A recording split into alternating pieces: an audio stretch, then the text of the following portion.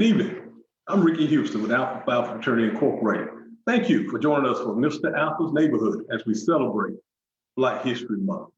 To kick off this month, let me tell you a little bit about our fraternity. Alpha Phi Alpha is the first Black Greek letter fraternity on the college campus. And tonight I want to talk with you about another first. That's Thurgood Marshall. So as I talk about some firsts he's done tonight, I want you to identify those things with him being first.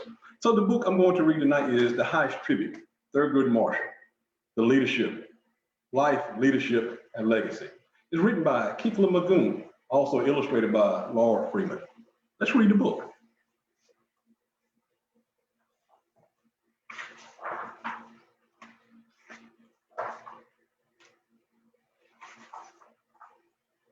Thurgood Marshall was in second grade when he decided that if there was something he didn't like about the world, he should try to change it. He started with his own name, Thurgood, he decided. From now on, I will be known as Thurgood Marshall. You can see the page, it was written Thurgood, what his parents named it, but he changed it to Thurgood.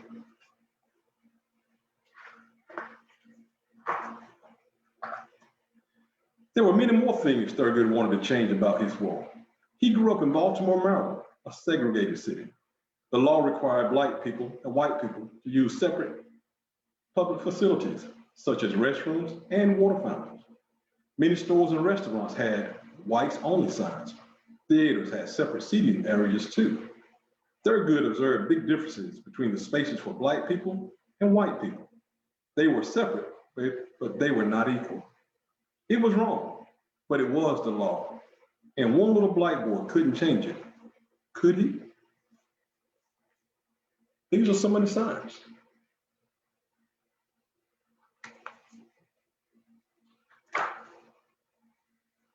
Around the dinner table, Thurgood's father led discussions about important issues like segregation. His parents were determined to see their children break the boundaries the country's laws had set for them. He's at the dinner table with his parents.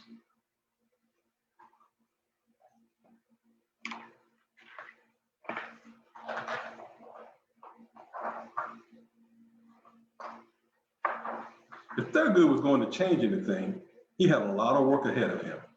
But sometimes it was hard for him to believe it was worth trying. Thurgood's parents expected him to do well in school, but goofing off was much more fun.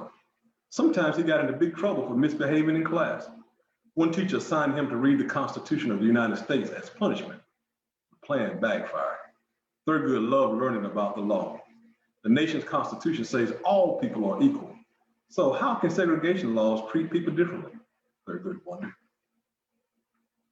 Thurgood joined the high school debate club. It was a good place to ask his questions and discuss solutions. He liked discovering facts that he could use to win an argument. He liked being part of a team. He liked using words and ideas to persuade people to see complicated issues in a new way. This is Thurgood as part of the debate team.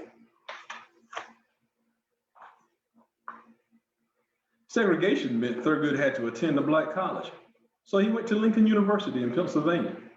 First things first, he joined the debate team. Later, he met Vivian Buster Burry, who would soon become his wife. Buster encouraged Thurgood's dreams. Thurgood would become the first to do a lot of things that a Black person had never done before. In the past, debate teams from Black colleges only debated other Black teams. Thurgood's team knew he was strong.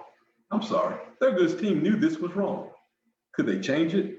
They could. In 1928, the Lincoln University debate team faced Pennsylvania State College in the first interracial debate between U.S. colleges.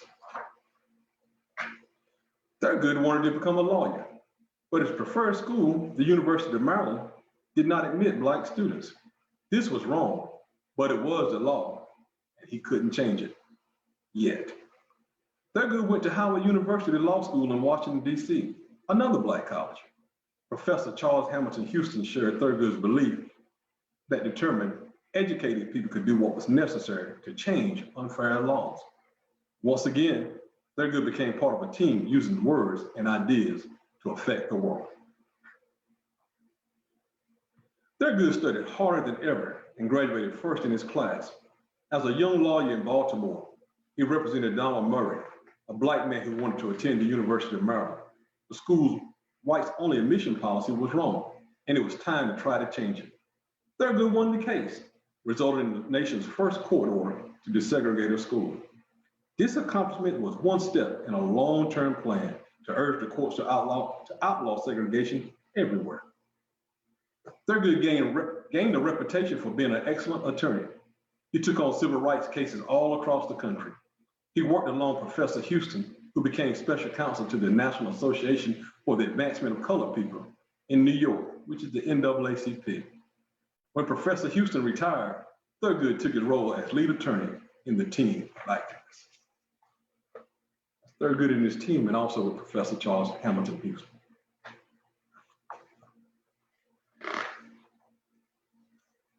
Thurgood's most famous case was the pinnacle of his fight against school segregation.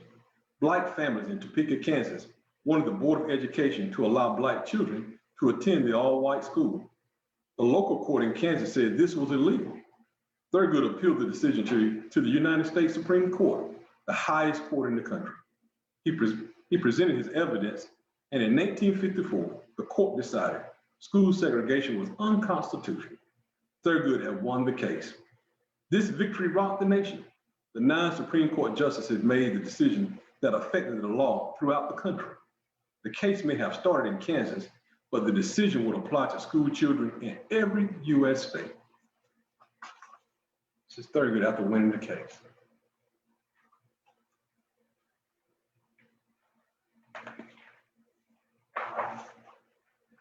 Thurgood argued and won 7 important cases before the Supreme Court.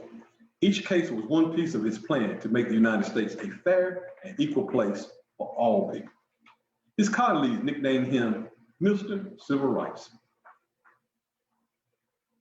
Thurgood's wife, Buster, grew ill and died of cancer in 1955.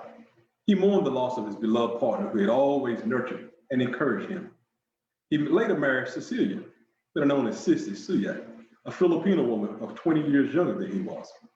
No one minded the age difference, but interracial marriage was controversial at this time. Thurgood didn't care about what people thought. He loved Sissy. They had 2 children together, Thurgood Jr. and John. His family was another team. Thurgood enjoyed being part of it.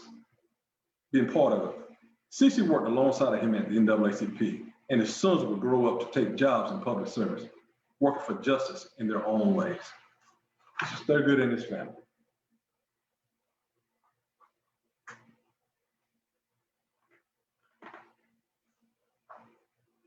In 1961, President John F. Kennedy asked Thurgood to become a judge.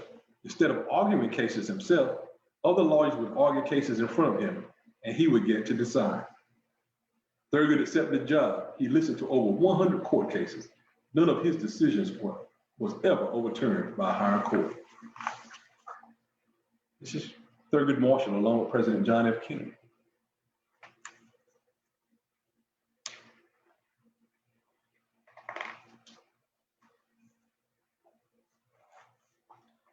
In 1965, President Lyndon Johnson promoted Thurgood to serve as a Solicitor General.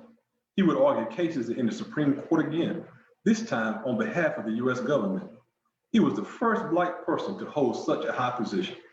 Thurgood won 14 more Supreme Court cases. He had argued and won more Supreme Court cases than any other attorney. Sissy and Thurgood celebrated good news on June 12, 1967, when the Supreme Court struck down the ban on interracial marriage. The wave of change was growing stronger. The very next day, President Johnson nominated Thurgood Marshall for a seat on the Supreme Court. Many people did not like the idea of a black Supreme Court justice. Thurgood had to appear before Congress for hearings. They asked him hard questions about the law to try to trick him. But after years of being a lawyer, Thurgood was used to facing pressure from powerful people. He stayed calm. And when he was finished speaking, Congress could not deny that he was qualified.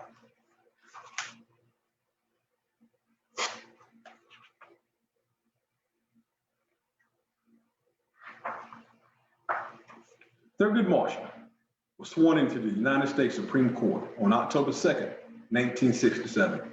He was no longer a young black boy from Baltimore, limited by unjust laws. Now he was one of the people who made sure the laws were fair.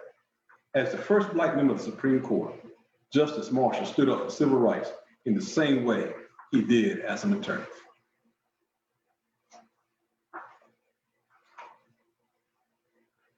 Among the 9 justices, decisions were made not by one person, but by the group. All those years on his high school debate team and as part of a team of civil rights attorneys helped prepare Thurgood for the challenge of Supreme Court deliberations. Thurgood's ideas could not win every argument, but he was good at making his opinion heard. If he knew a law was wrong, he was in a stronger position than ever to help change it.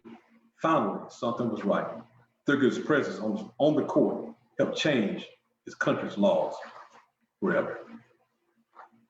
Upon his retirement, Thurgood left all his private writings, notes, and journals to the Library of Congress for immediate public use.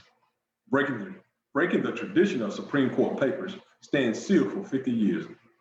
If his ideas could continue to help create equality, he wanted them to be seen by scholars, law students, or anyone with a desire to peek behind the scenes of history.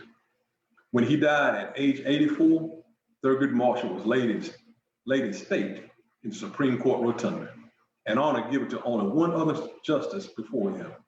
The whole country knew and still knows through his lifetime of service to humanity, Thurgood Marshall earned himself the highest tribute.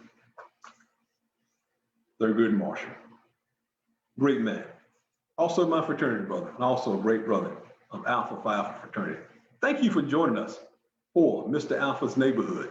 Please join us each night during the month of February, during Black History Month, Monday through Thursday night, for a different book. Thank you for joining us.